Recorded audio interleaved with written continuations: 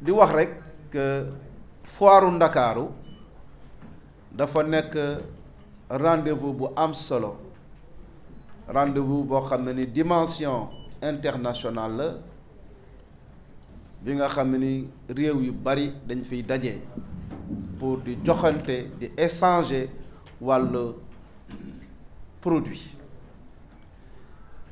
Ren nag am na fanweeri réew ak benn yi nga xam ne ni participer nañ, fanweer ak benn yooyu Sénégal ci la bokk. ñu am ci fukki réew ak ñaar ñoo xam ne ni ñëw nañu participer de façon officielle, maanaam seen ministre yi nga xam ne ni ñoo yore politique commerce bi ñëw nañu, walla seen ambassadeur bi nga xam ne mi ngi Ndakaaru ñëw na ànd ak ñoom, ànd ak seeni compatriotes pour organiser seen journée économique et culturelle.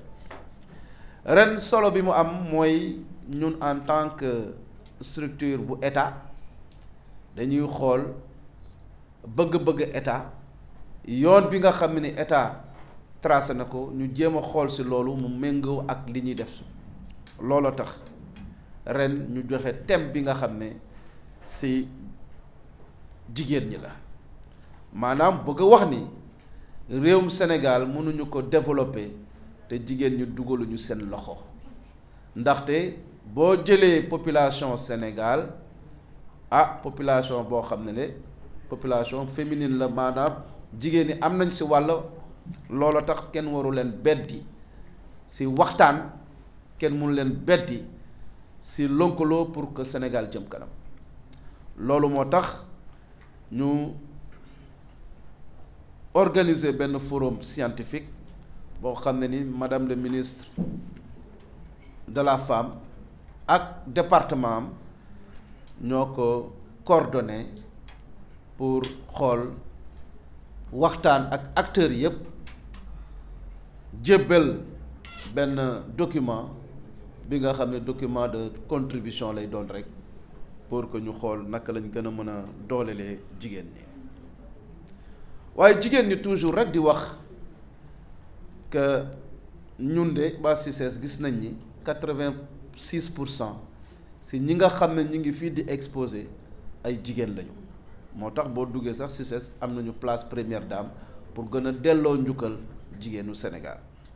looloo tax tey ñu wax ni autorité bi le président de la République mu wax ni nañu def le consommer local. consommer local boobu mooy nañu bay li nga xam ne moom la ñuy dundee, waaye nañu dundee li nga xam ne fii lañ koy bayee.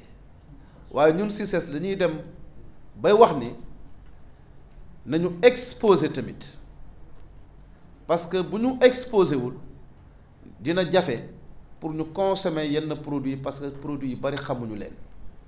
looloo tax ñun ñu wax ni nañu dem plus loin, maanaam dugg ci région wu Sénégal yépp, décentraliser suñuy activité, fexe ba dem ci yenn régions yi ñu def foofu ay exposition ak jigéenu Sénégal. surtout ñépp lañ koy defaltal, waaye dañu jàpp rek jigéenu Sénégal ñu ngi ci production bi, ñu ngi ci transformation bi, kon bu ñu leen yóbbee ci exposition bi dina am solo fii ci réew mi, mais également au niveau international.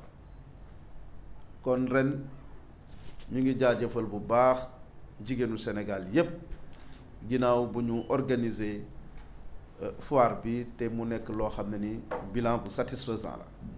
ñu ngi gërëm bu baax le président de la République bu Côte d'Ivoire Alassane Dramane Ouattara bi nga xam ne ni bu ñu waxtaanee, ginnaaw bu ñu waxtaanee ak ambassadeur bi nga xam ne moo fi ne le général Sékou Touré, document bi lettre ba mu yeggee Abidjan en un temps record joxe ne autorisation accordam pour que Côte d'Ivoire nekk le pays invité d'honneur.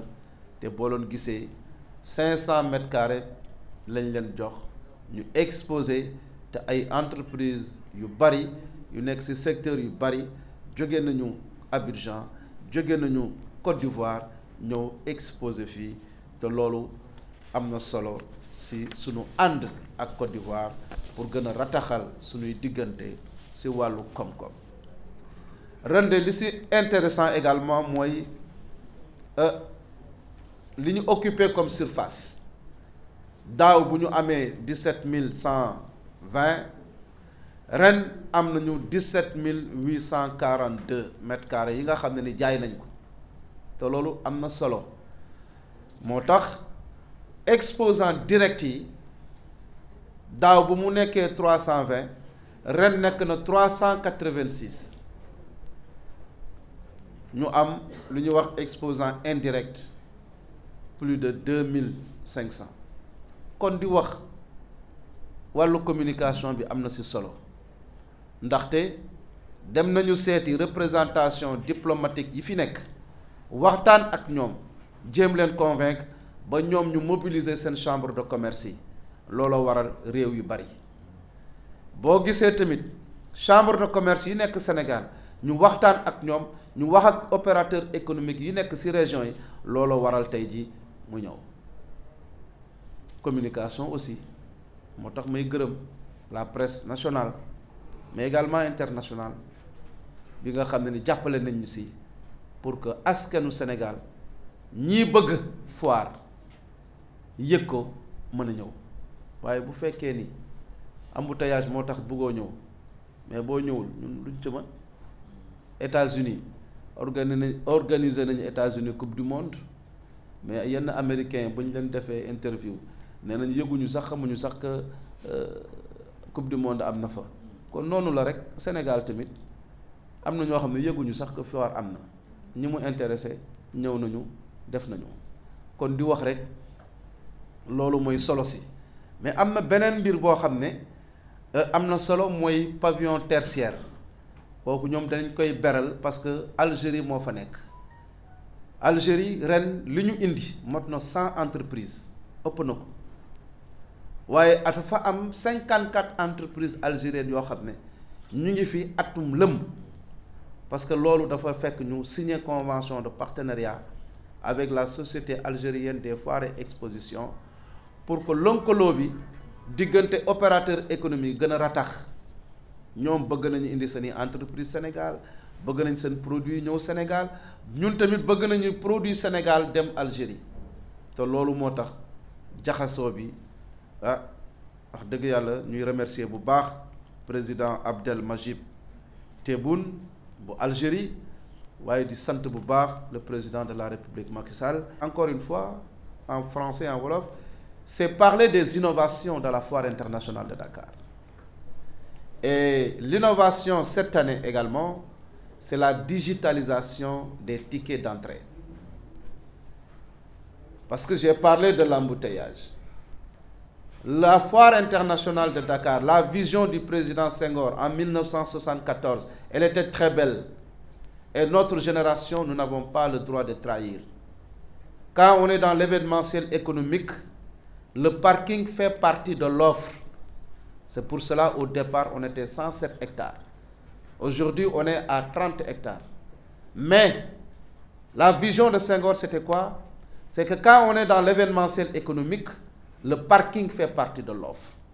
Le parking, parce qu'on reçoit du monde. Plus de 300 000 visiteurs. Chaque jour, c'est plus de 17 000 visiteurs qui arrivent. Donc, il faut leur trouver là où se garer. Il y a l'embouteillage, mais nous écoutons le grand public. Nous disons, quelle offre pour ce grand public-là qui arrive, pour qu'il n'y ait pas de rush au niveau des entrées. Cette année, on a décidé de faire ce qu'on appelle la digitalisation des entrées. Vous êtes à Mbadakhoune, vous êtes chez lui à Matam, vous êtes à l'étranger, à Paris, vous pouvez entrer dans le site, dans la plateforme du CICES pour télécharger et acheter votre ticket à distance. Arrivez sur place, vous ne faites pas la queue, vous passez. Et ça, c'est une innovation. Et nous remercions notre partenaire local, Jotali, qui nous a accompagnés pour pouvoir réussir cette innovation que tout le monde a saluée. Mais dans le cadre de la responsabilité sociétale de l'entreprise, nous avons initié également comme innovation le Digifoire.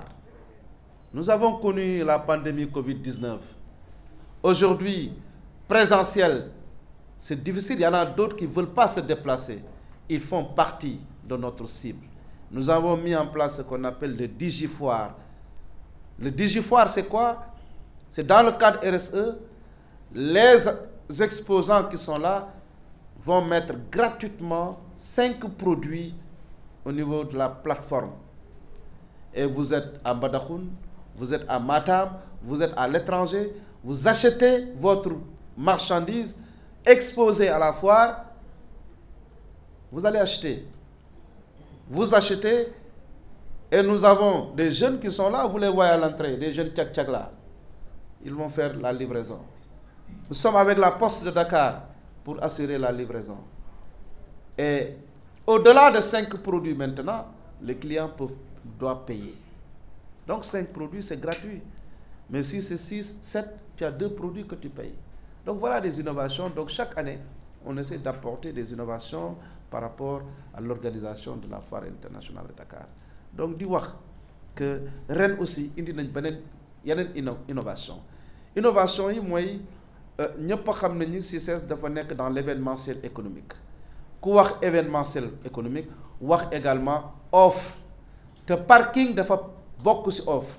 Ñun dañu nekkoon 107 hectares ren léegi nekkatuñu loolu on est à 30 hectares moo waral booy organiser foire internationale de Dakar embouteillage dina am mais ñun CICES aussi dañuy déglu grand public bi ñu ne lan moo war a nekk suñu contribution pour indi benn innovation boo xam ne dina contribuer à la fluidité de la circulation ñu dem seeti ay partenaires parce que tey ñun dañu wax CICES nañu am ay partenaires yu bari ay activités yu bari ñu booster le taux d'occupation et de fréquentation mais nit ñi bu ñu ñëwee non seulement war nañu am cadre bu attrayant mais war nañu am fu ñuy garer seen oto léegi ñun ñu wax ni léegi nag embouteillage boobu contribution bi mooy nañu digitaliser nos entrées maanaam oto yi du ñu ñëw di daje foofu nit ñi aussi du ñu nekk daje fa muy am rush boo nekkee Mbadakhoune nga nekk Matam nga nekk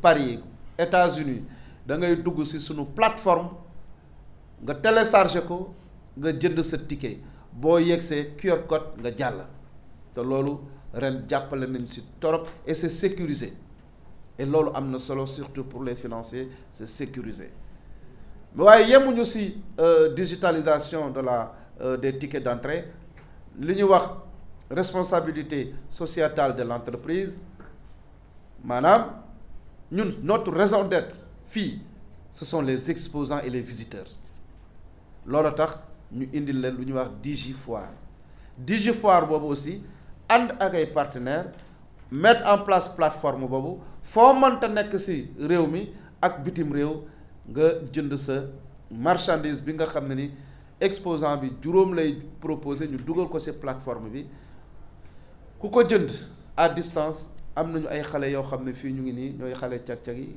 ñu dem def la livraison am nañu partenariat ak poste aussi poste bu fekkee dafa sori poste moo koy assuré donc di wax rek loolu lañ fi indi ren comme innovation mais di wax rek que ñun de la direction générale CICES ça fait 3 ans maa ngi fi waaye ren mooy sama foire bi gën a am solo en termes d'organisation de gestion des aires d'exposition mais organiser la foire de Dakar c'est très difficile parce que xam naa lu tax ma ne c'est très difficile parce que moyens yi amuñu moo tax may wax Expo Dakar foiru Ndakaaru mooy sunu Expo Dakar expo yi ñuy wax à l'étranger gënuñu Expo Dakar bi alal bi nañ ko dugal ci Expo Dakar nañu jàppale Expo Dakar les départements ministériels structure état yi bu Dakar waree organiser expo muy FIDAK balaa ñuy dem feneen nañu ñëw fii dooleel ñu bu ñu doolelee kan lañ koy dooleel askanu Sénégal ñoo koy jël loolu moom je le tiens à cœur wax naa ko fu ne te awma xaar ma yàlla dinaa ko gën a waxaat bu foire internationale di Dakar jotee lii président de la République Macky Sall def comme réalisation foiru Dakar dafa nekk benn opportunité pour que département ministériel yi ñu ñëw wone li ñu xam ne ni réaliser nañ ko ndax vision président Macky Sall bu am solo boobu. Mais boo ñëwee ministère de l'agriculture on ne les voit pas, alors que si c'est la foire de Paris ñoom ñëpp daw dem foofu, c'est pas normal. dama wax ministère de l'agriculture mais am yeneen ministère, vous êtes des journalistes, dem leen ngeen xool. Donc c'est pas normal quand c'est la foire de Dakar tous ces départements ministériels dañu war a ñëw par solidarité gouvernementale. Je vous remercie.